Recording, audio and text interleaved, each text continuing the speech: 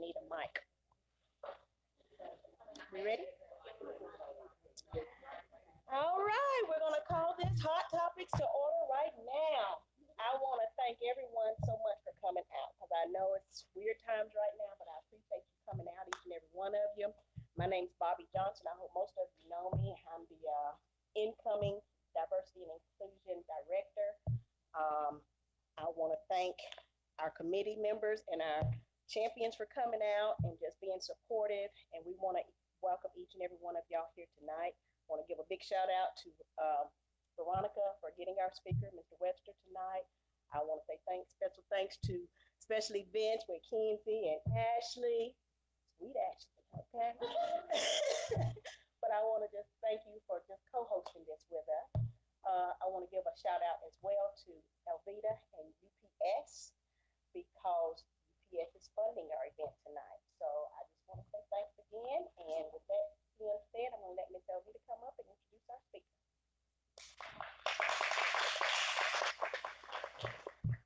Good evening to everyone. And I'm reading from my phone here, new age, new time. So want to welcome Mr. Webster to our event. Thank you for coming out and looking forward to everything that you have to share. Just a little bit about Mr. Webster.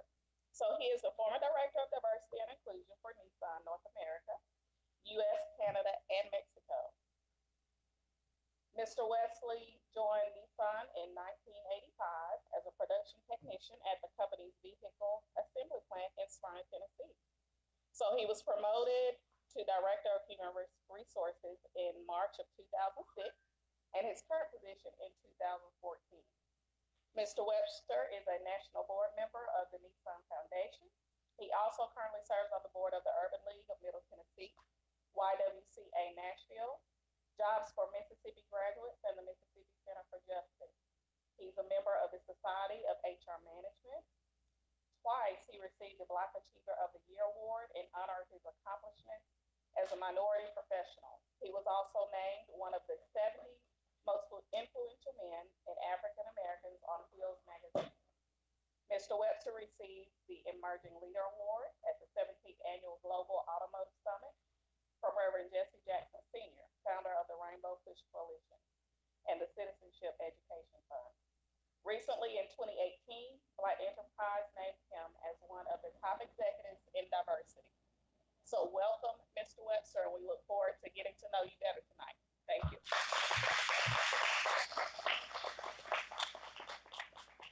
I need to pay you for all of that you said. How are you guys? Everybody good? I laughed a second ago because Jamie was back there and Jamie didn't want to put down her chip, so when you said clap, Jamie did this.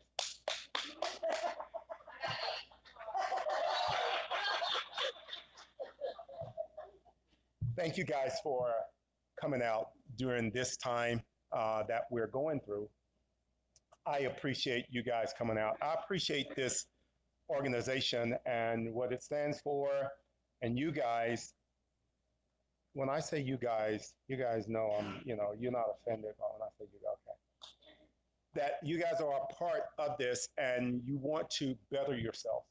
You're not just stuck in your little position and not going outside that to do other things. I really admire what you're doing. And for the people that are on video, thanks for you guys taking your time to be on video as well.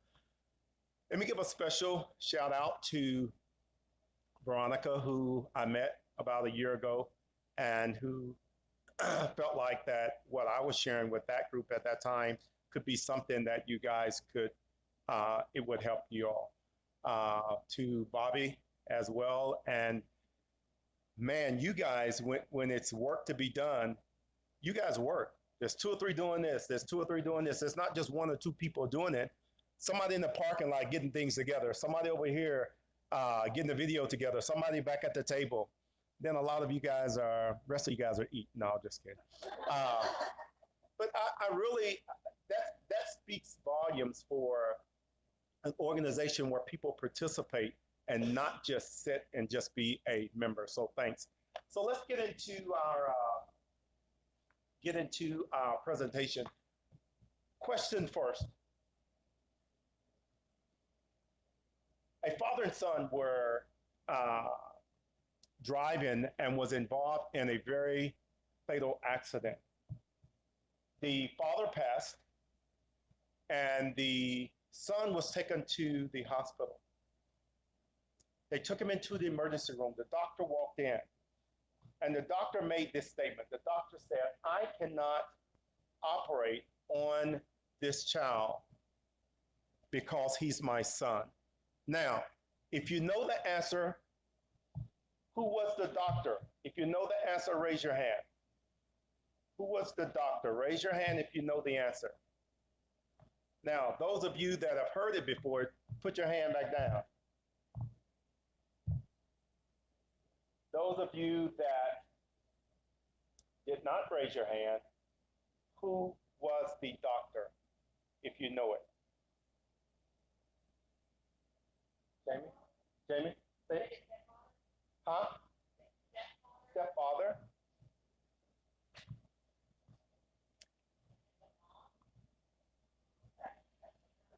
Hmm. Hmm. It's the mom. Why do we not think it's the mom?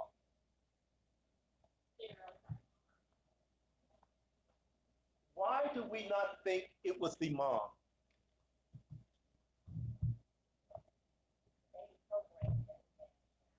Lord, don't try to hide. I can see you right here. Lord's doing like I can't see her. Lord's doing this. Why do we not think it's the mom? Yeah. Yes. Yes. Yes. Assumption. We make a lot of assumptions that certain positions belong to certain what? Certain people, certain genders. What other positions? If you look at other positions, and honestly, this is why we struggle so hard to get the female up into a certain position, because people only think that higher positions belong to males, or white male, or this male, or that male. What other positions? What other positions can you think of where it's certain people belong in those positions? President, gender, it's a certain bit or certain religion that's the only one that you don't let other people in that circle, that you don't involve, that you don't include other people. Does that make sense? What I want you to do today, make this personal. What does diversity and inclusion mean to you? Not to the person beside. What does it mean to you? What can you take away from this that will help you? Because if it helps you, it'll help the person that's watching you. Originally, way back then, yes, I'm a little older than most of you, people looked at diversity as being, there was two different things they looked at when they looked at diversity. What were they? Gender and race. But it's so much more than that. It is so much more than that. So let's talk about it. What is diversity? What is diversity?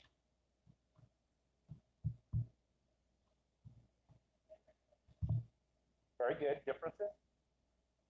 Okay. Ashley, read that aloud, please. It doesn't matter if it's Ashley over here or Ashley over there. There's two of you in here, right? Look, Ashley here didn't even turn. She said, you can go ahead. Go ahead, Ashley.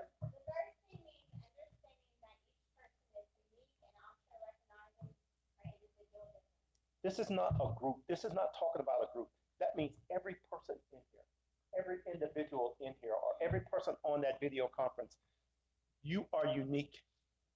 And each one of you brings something different to the table. That's why it's important that we have diversity. What are the differences? You see them: race, ethnicity, gender, sexual orientation. There's a lot, and there's even more than this. Are there any that you don't see there?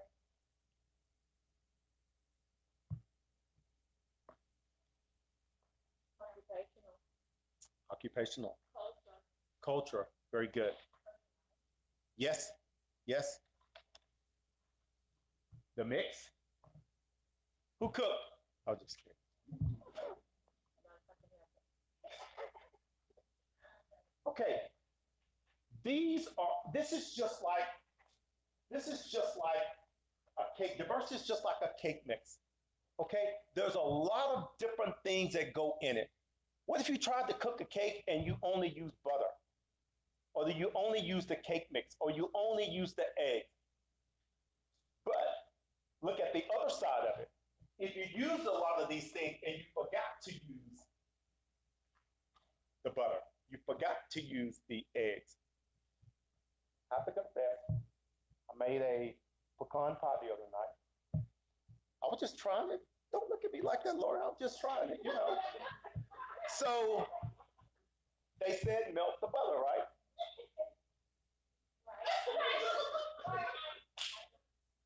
So they said melt the butter. I melt the butter, but I forgot it was in the microwave and I put all my other. Laura, I'm tired of you laughing. You got to switch seats or something. I'm tired of you laughing. So I did everything up, and all of a sudden my daughter walks in and she sees this pretty looking pecan pie in the oven. She peeps in there, and then she goes to warm up something in the microwave. She said,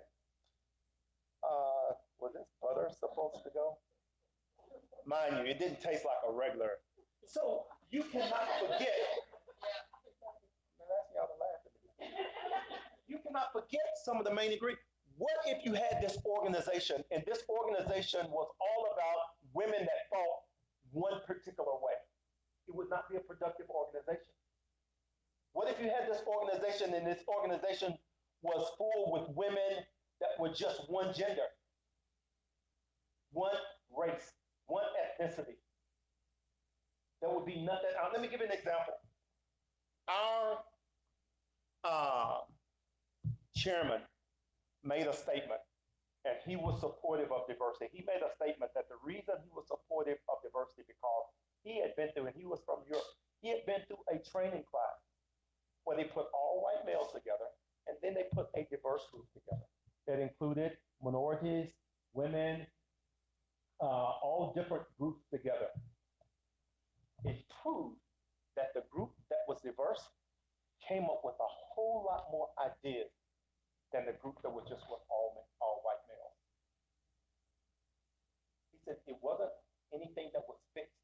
He said it was real training. It showed me that you've got to make sure that your organization is diverse. What is inclusion?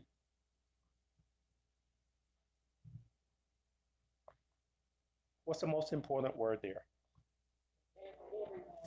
Everyone. Everyone. Inclusion means to be connected, respected, and appreciated as valuable members of your communities. Inclusion puts the concept and practice of diversity into action. Okay?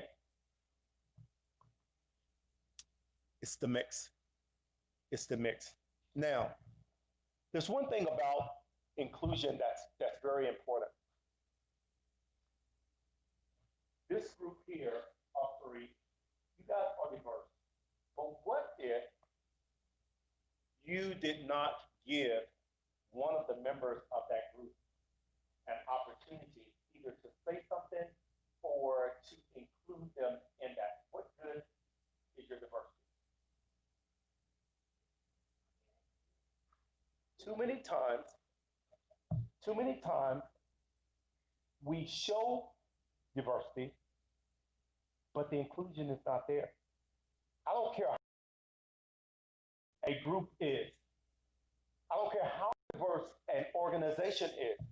If you don't make sure that every member of that team, every member of that group is somehow included in there, there's not inclusion. And if you don't have diversity and inclusion, your organization is not prospering. Your organization is not moving. You've got to have both. You can't have one without the other. Okay? someone from this table read the first bullet point there. Very loud. Diversity is simply a representation of many different types of people, gender, race, ability, religion, etc. Next. Someone from that next table. Come on, Jamie, quit eating now.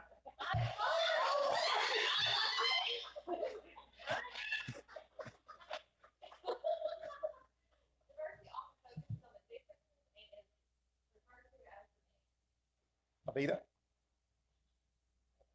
Inclusion is the deliberate act of welcoming diversity and creating an environment where all different kinds of people can thrive and succeed. Yes.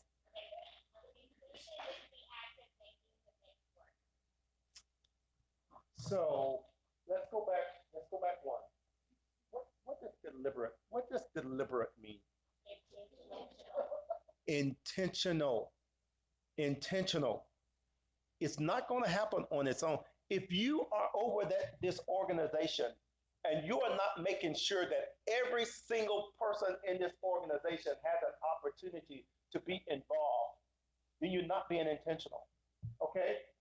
The act of making the mix, you've got to make it work. Next, Jessica. Very good. Go ahead.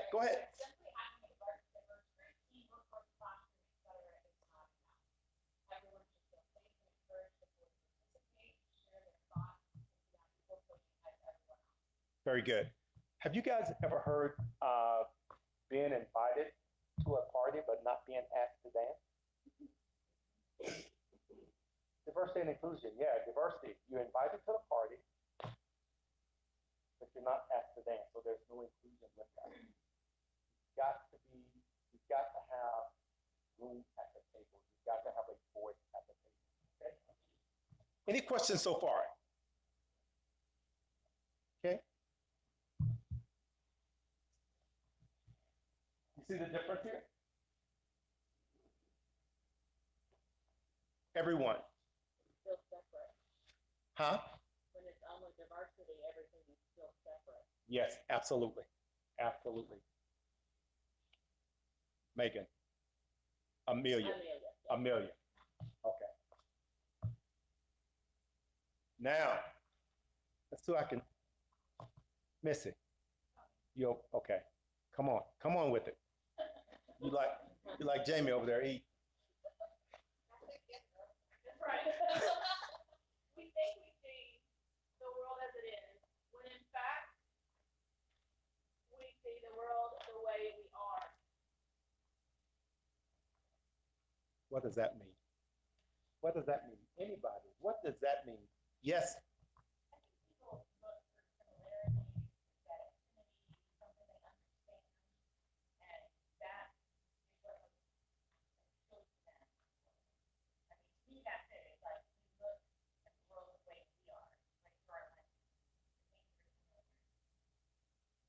Why do we do that?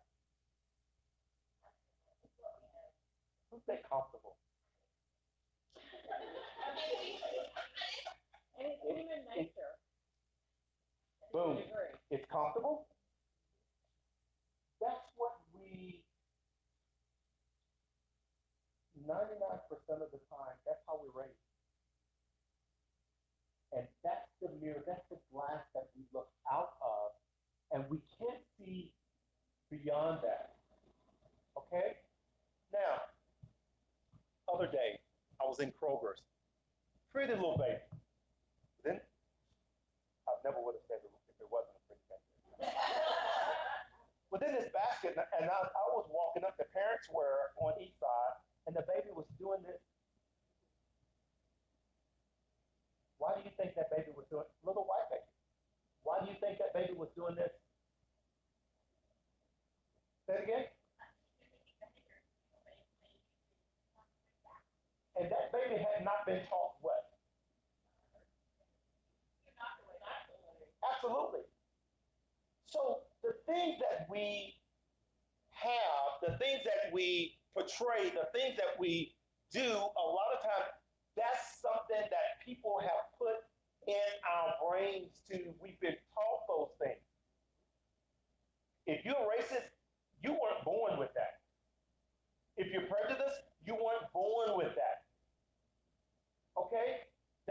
something that you have to learn, that you have to pick up. So you've got to be careful with those things, that you don't allow those things to make decisions for you where they adversely affect other groups.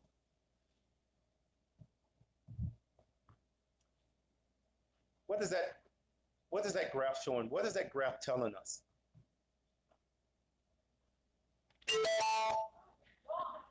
Did I do that?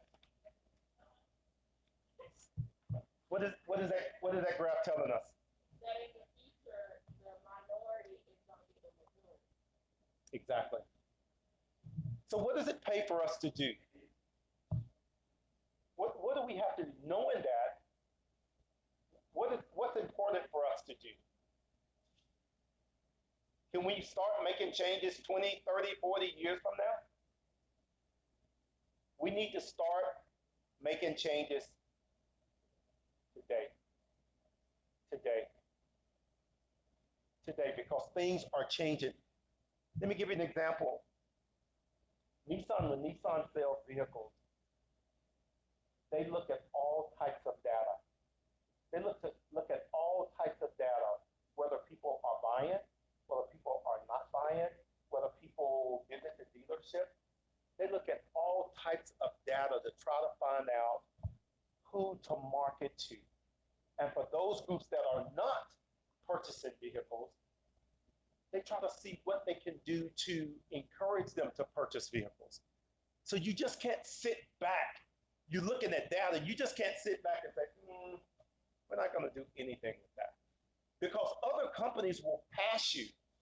Other companies will progress, and you'll still be sitting there twiddling your thumbs. Okay? Why is diversity important? Take one. Okay, take one. Okay, speak up.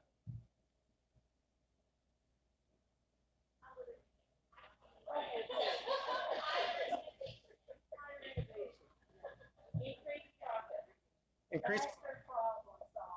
Okay.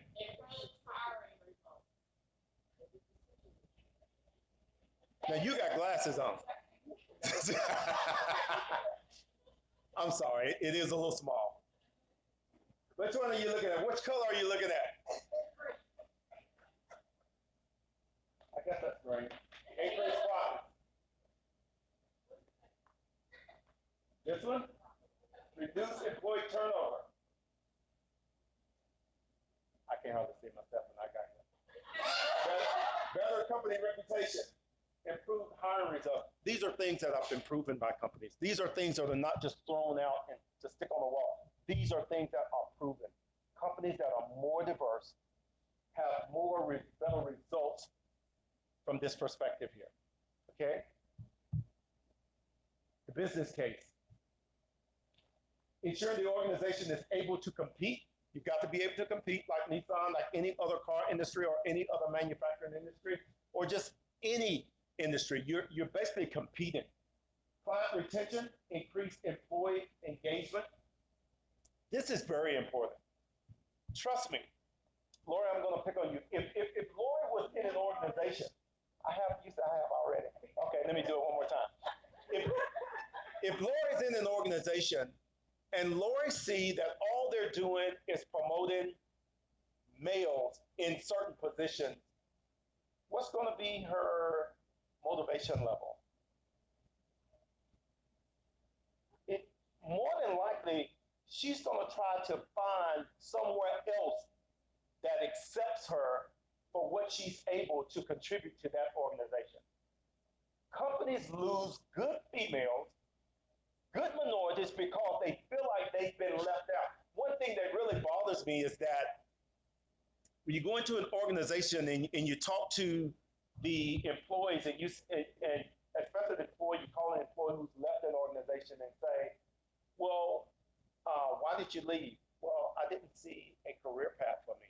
So you go back to the company and you say, well, one of the reasons this employee left is because he or she did not feel like that there was a career path for him.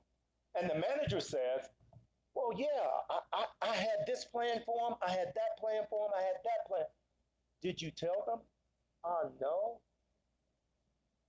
You've got to make sure that if you've got a plan for someone, you let them know what that plan is.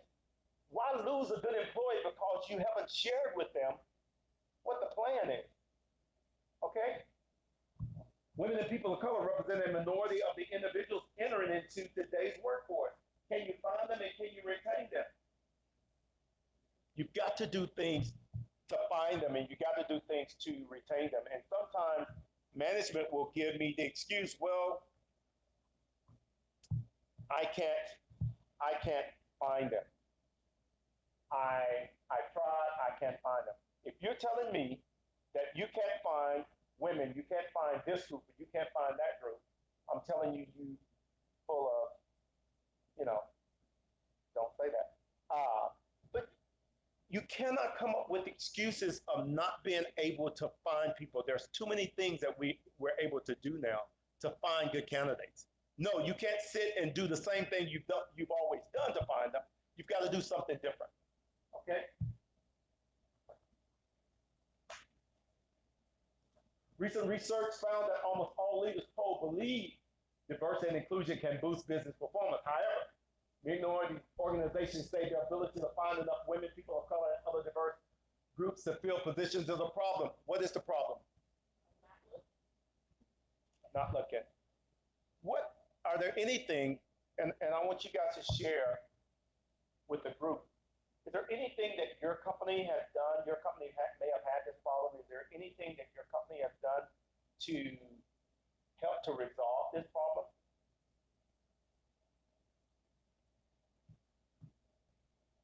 Yes.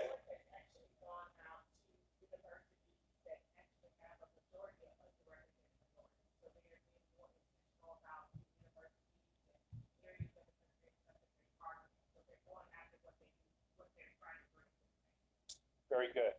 Very good. Anyone else? Jessica, have you seen anything companies are doing or have done to improve diversity?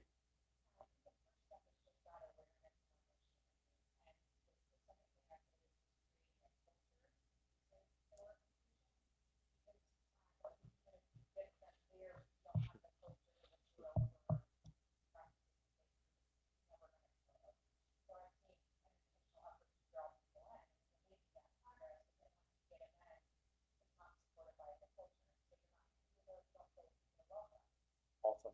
Awesome. Yeah. Very good.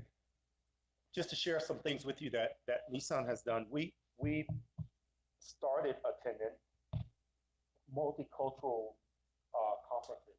Well, this was before COVID and all of that. But we were attending multicultural conferences. We were attending conferences that were women-only conferences.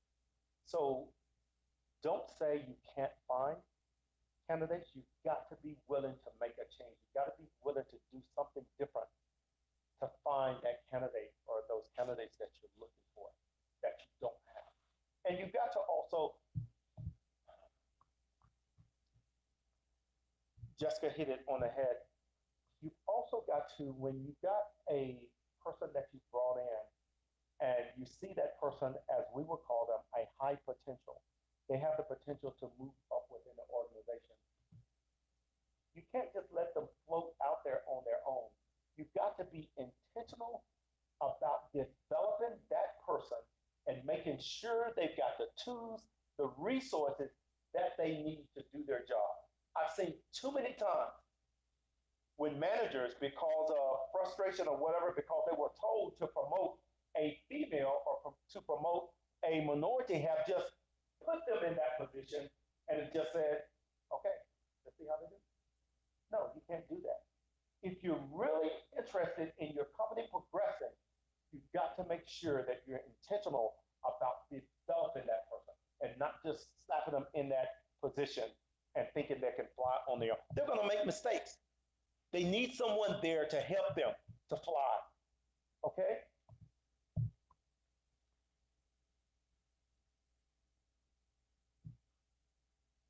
What really works? I want each of you guys to take one in any order, take one and talk about it. Veronica, you can't see because I see you doing it. Okay, let me just call them out. My glasses on.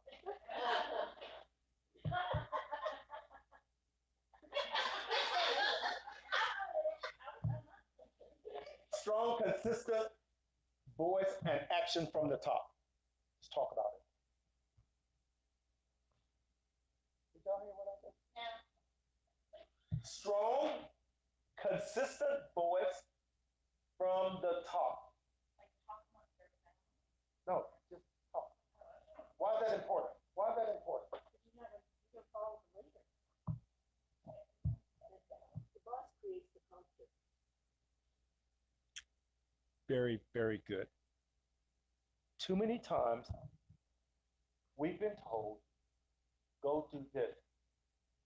And the people above you, the people below you don't support it because it's not setting the tone. It's not taking the lead. The leader is not there.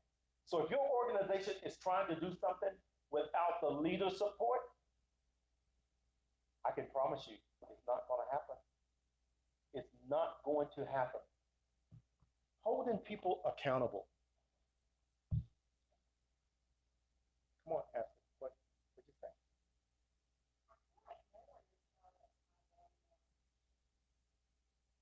But for it to work, you have to hold people accountable. Okay? If you say you need to do this by end of fiscal year this, you need to make sure that it's happening. Okay? Create the right space, and we talked about this a little bit. Create the right space and environment for authentic, real, inclusive, and free dialogue. Why is that important? Why is that important? If I speak up and criticize and embarrass me in front of everybody, then I'm never going to speak up. You're just going to shut down. Don't do that. Don't do that. If you go to a group and you say, Lord, Evita, what do you guys think about this? You know, I've been struggling with this. What do you think about this? And the person, wow, give it that. That person's not going to give you any more information. You have to allow the space. You have to allow open dialogue. You have to allow people to talk and express their feelings if you really want to know what's going on. Okay? Engagement, survey, and metrics. Why is it important that you have, first of all, the survey and then the metrics with it? Why is that important? Say it again. Measure growth. Someone over here. That you're making. Yeah, very good. Yes, very good. Define long-term goals and how to get there. People need to know what they're marching to. People need to know what are my objectives? Where do I need to go? And sometimes with things as tough as diversity, you have to start short term and then go long term. You can't always go long term. You have to start short, making small successes and then grow from there. But again, people need to know what their end game is. What are they marching toward? Okay? Linking D&I to performance, reward, and recognition. And I'll just say, it works. When you hold people accountable, and if it's going to hit them in the pocket, it works. You don't want them to do it just for that, and you want to make sure it's done the right way. But trust me, when you tell a person, you have a goal here, and if you don't meet that goal, you're not going to get your bonus. Why shouldn't you do it? You do it for safety, you do it for productivity, you do it for what we call 3MIS, that's how many defects have you found within the first 3 months of producing a vehicle? Why not do it for diversity? If you don't do it, diversity is not going to happen within your organization.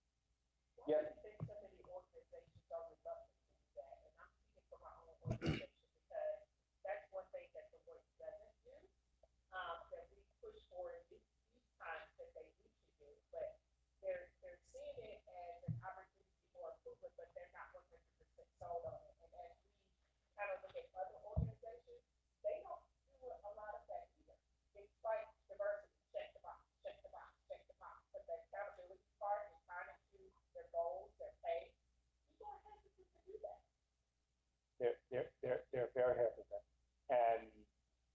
hesitant to do it, and I don't care what company it is. I don't care what company it is. I don't care what company it is, whether it's the company I've worked for or the company you're working for. If they're not committed to doing that, they just have a little bit of their foot in. They're not all the way in. They're not all the way in. Do they do it for safety? They don't put safety as a part of their. Well, they do, but it's not tied to those. I mean, there's things that have to do with safety wise, but it's not tied to their wallet. Trust me, I guarantee it's tied to somebody's wallet. Because if you have, well, I'm looking at it from a manufacturing standpoint. If you have so many, if you have so many accidents and OSHA have to come in, it's going to be tied to somebody's wallet. Again, what I'll say is that if you're not doing it, if you're not including this, and I don't care what company it is, you're not fully committed. Yeah, you're committed, but you're not fully committed. So how do we do that with an organization like that? So a group of professional women, how, I mean, we don't pay anybody. So how do we tie it to, how do we make that accountable? Do we just set in the goal and not time to walk? Are you speaking specifically for this organization? Yes. Yeah. The thing you have to do is, again, it starts at the top, and you got to get buy-in from the organization. This is what we want to do. This is the right thing to do. It's just not what we want. It's the right thing to do. And I promise you, you'll see people that just can't wait to get into your organization because someone mentioned it, Amelia, it may have been you, but someone mentioned it earlier that when people look at your company from the outside, or maybe Jessica, look at your company from the outside, they want to see something. They want to see that your company promotes women. They want to see that your company is diverse. They want to see, trust me, the LGBT community do it better than anybody I've ever seen. They have a network to where they say, we're supporting these companies because they're doing the right thing with the LGBT community. We're not supporting these. We're not supporting these companies here. Trust me, they're very committed to that. And until you, again, get support at the top, the members agree, you're not going to be able to. So the water part is basically our membership, and people wanting to be part of us, and so our company can grow. That's where the accountability and the money financial. Absolutely. And you know what? Not only that, you will have a better opportunity to sell in this organization to companies who want to support you, want to do well. When you see companies, and I know you guys are supported by Nissan and so forth, but companies are definitely willing to support diverse organizations. And right now is the time to do it. Right now is the time to do it. Right now is the time to do it. Because companies are looking for organizations they can put on their board, on their mark to say, we're supporting this company. This is Rutherford Cable, they're very diverse, da da da da da da. Okay? Yes, Jessica.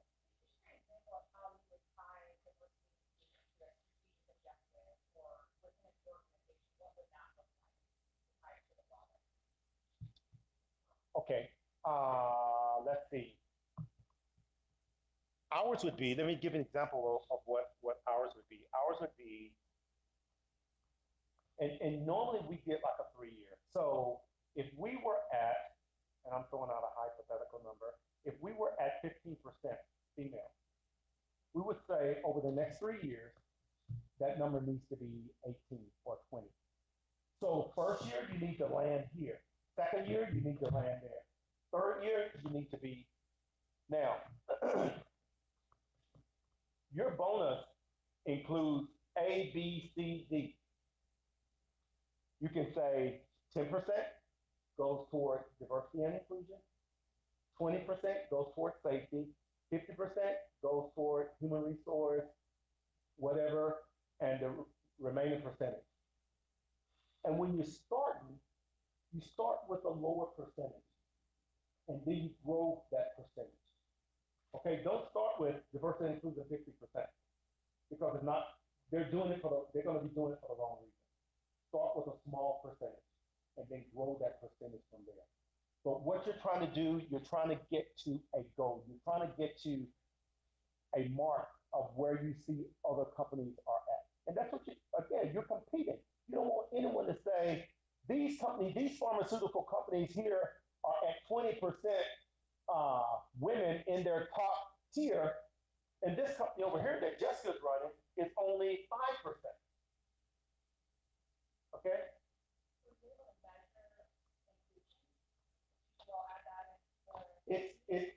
It's going to be very hard to measure inclusion. Inclusion is going to be, where you can measure inclusion is that if you got a survey and based on, you can't cover diversity in all the questions, but you can have 2 or 3 questions. Our question was, are you familiar with the company's effort to increase diversity? Yes or no? If you're not familiar with it, that's going to hurt the score versus help the score. So I'm not sure if you can do both in that, but that's one way to improve the inclusion side. Okay. Here and then Jamie, Lori, then Jamie.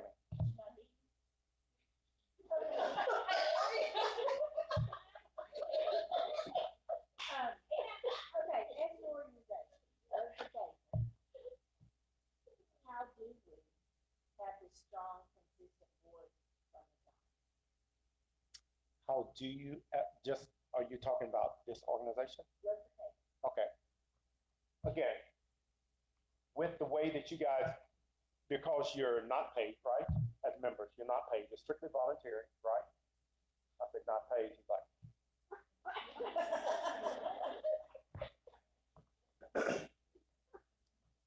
because you are not paid as volunteers, the leader of the organization, again, needs to get support from the rest of the organization. I would meet with, as the leader, I would meet with first of all, the officers and get the officers support. Same thing that we would do at Nissan. The chairman, if the chairman supports it, the chairman goes to his vice president and say, hey guys, this is what we need to do. Give me your feedback. That open dialogue. He's listening, he's wanting the good and the bad. Then he's got to convince them this is the right thing to do. They got to take it from the officers or the VP down to the other members of the team to make sure they understand this is the right thing. Does that make sense?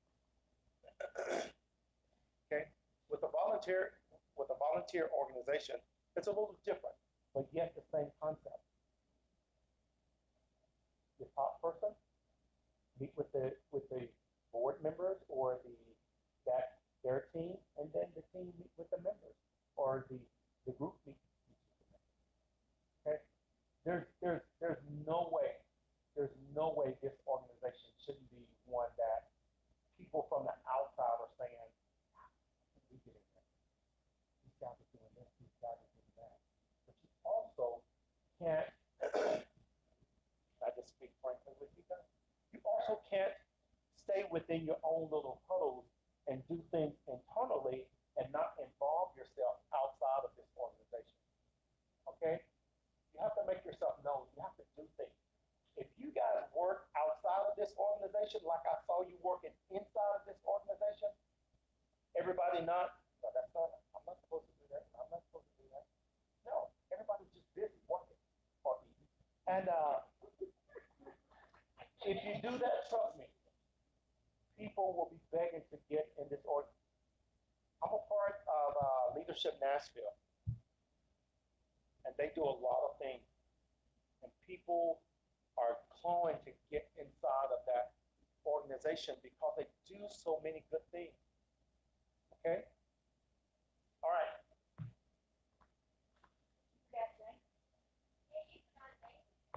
I'm sorry, Jamie. Come with it, Jamie. Yeah.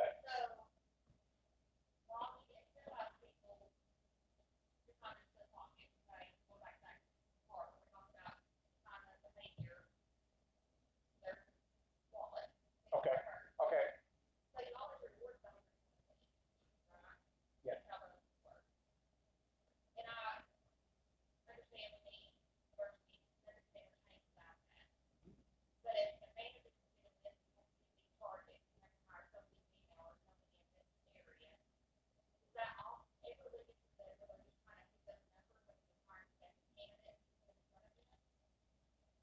that's why when I mentioned to Jamie, you just can't put 50% of that bonus on that. Yeah, they're just gonna bring in anybody. But trust me, if you just bring anybody in your organization just for the numbers, within 2 or 3 years, that's gonna do what? Boom, because you brought in somebody that's not doesn't have the qualifications to do that job.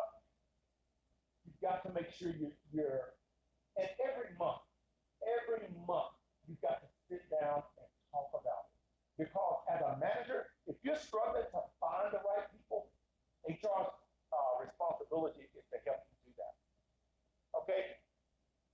And trust me, if you're trying to do the right thing, sometimes your CEO, sometimes your chairman says, okay, guys, I think you made this effort. We're going to change this. Yeah, we said 20% in 3 years. Let's back off this year and let's see if we can't go higher next year. Okay? Because you want to do it. I'm glad you brought that up. You want to do it for the right reason. Too many times people say, well, they just got the position just because she's a female, just because they're black, just because she's this, he's that. No. That's why the development is important and putting the right person in the right seat is important. Okay? And when you spend time with people and try to develop people, you will find out very quickly if that individual is the right fit for that position. If not, find them something else that they're a good fit for and go back and look for another one to fit that position. Okay? How are we looking on time, Veronica? What time are we supposed to end? Oh, Lord. Okay, let's do this. Okay, let's do this very quickly.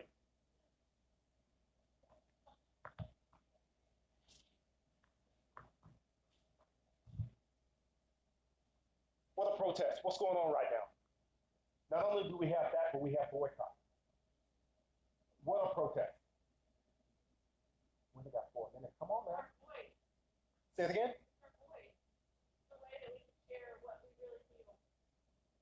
And what brings that on? Okay. Come on. Say it again. Frustration. What does a baby do when they're not satisfied?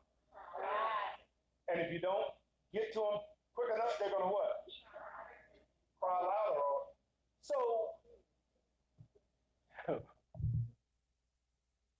protest can be a powerful political tool for enacting change. People won't change. The baby won't change. People want something different than what they're seeing. That's why we have the protests right now. Let's talk about it.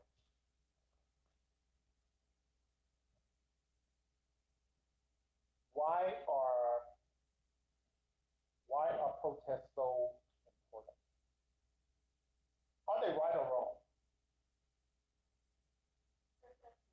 This is open. This is open. We're not convicting anybody. It depends. It depends. Peaceful protest. We're not talking about looting. We're not talking about burning. We're not talking about tearing up people's stuff.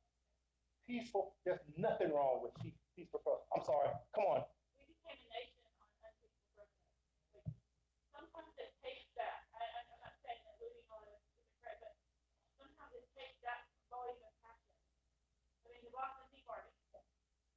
You know what I mean? Yeah. It's a dangerous line to walk, but when something's not happening, it gets very frustrating. Y'all keep trying. Yes. Keep trying. Okay. Different generations are coming in now. And they're done. My daughter told me, Mama, this stuff should have been took care of years ago. Just leave it up to us. We're going to take care of it. Yeah, 26 years old. You know, that's one thing that surprised me more than anything was not only the different age groups, but the different cultures that we're seeing with the protest. You're seeing different groups. You're not just seeing, okay, this is a minority issue, so the minorities are the ones out there protesting. I've got some tape, I can't go further, but you didn't put me down on this, so I'm trying to go to the wall, right? Okay, so you're seeing different, so people are looking for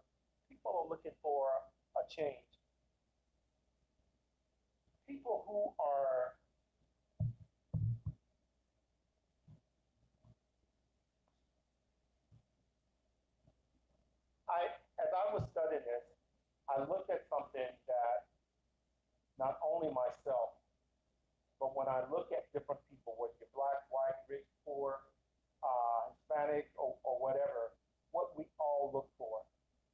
And the first thing I looked at was someone to encourage you. I don't know of anybody that's not looking for somebody that's different from you to just look at you and say, hey, I want to encourage that person. Next thing is somebody to appreciate you.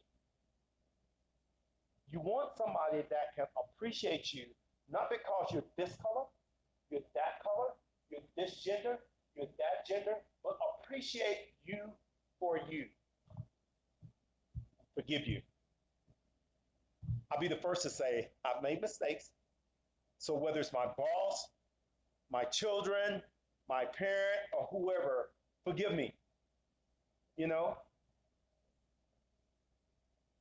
Listen, the worst thing you can have is a person that wants to talk to you about something, or you ask them to say something to you, and you're not listening to them.